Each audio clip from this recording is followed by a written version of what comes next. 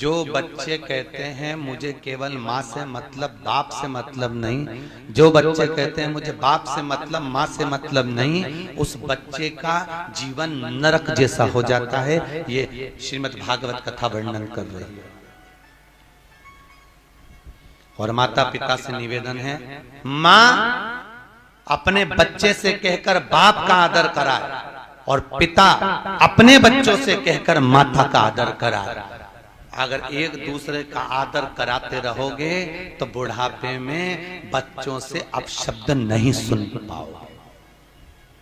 और अगर माँ ने आज ही बच्चों में भर दिया, तेरे पिताजी में तो अक्ल नहीं है, तेरे पिताजी तो ऐसे, तेरे पिताजी तो वैसे, तो चिंता मत कर, 500 रुपए मैं दे दूंगी, तू चले जा, मैं तो बैठी हूं, मैं तो हूं ना, मैं चिंता क्यों कर रहा है। बस जिस माँ ने अपने बेटे को ये शय प्रदान कर दी, उस दिन समझ लेना उस माँ ने अपने गले पर तलवार रख ली।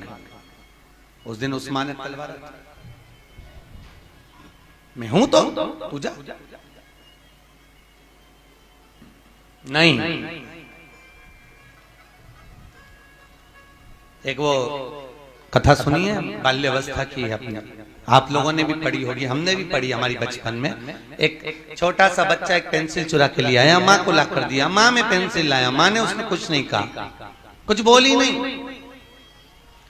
बच्चा एक पेन लेकर आया, माँ कुछ नहीं बोली। एक कंपास लेकर आया, बच्चा कुछ नहीं बोली माँ। एक कॉपी लाया, माँ ने कुछ नहीं कहा। एक पुस्तक लाया, माँ ने कुछ नहीं कहा। एक बैग लाया, माँ ने कुछ नहीं कहा। वो बच्चा नामी चोर हो गया।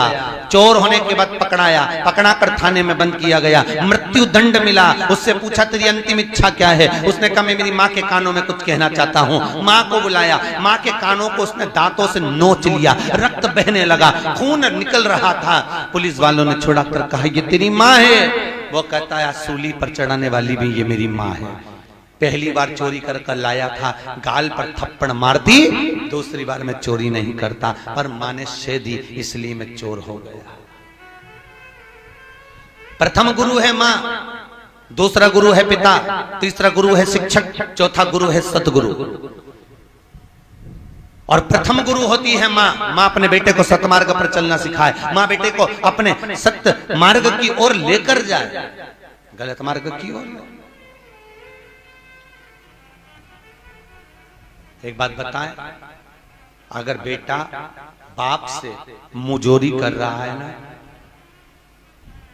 तो वो माँ अगर उस जगह पर एक बार अच्छे जोरदार खड़ी हो जाए, क्योंकि माँ तो माँ होती है, वो चाहे जगदम्बा हो, चाहे चामुंडा हो, चाहे कालरात्रि हो, स्कंदा हो, चाहे घर की माँ हो, माँ माँ होती है। एक बार अगर दमदारी से खड़ी हो जाए, किसी बेटे की हिम्मत नहीं है कि वो अपने पिता से अपशब्द बोल ले, किसी बेटे की हिम्मत नहीं है अगर माँ दमदारी से खड़ी हो जाए।